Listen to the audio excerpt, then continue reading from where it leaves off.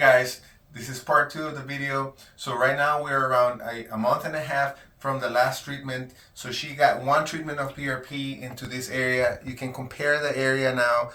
This is fully grown and it looks beautiful. We're super excited to show these results. Obviously this is a great result.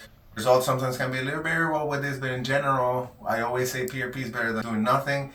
We have a lot of great results with it. This normally occurs from stress, postpartum, or different type of situations when especially women tend to lose hair in this area. Most of the time, these type of situations come back by themselves. PRP is a great way to really jumpstart the process and to really turn around the time. So a lot of times after doing PRP, this becomes almost immediate. So you can compare this before and after. This is a beautiful, you can see all the little tiny growth of hair. So all this hair is very small here right now, you can see it, but it's completely filled up from last time. So it looks really good. We're very excited to show the results.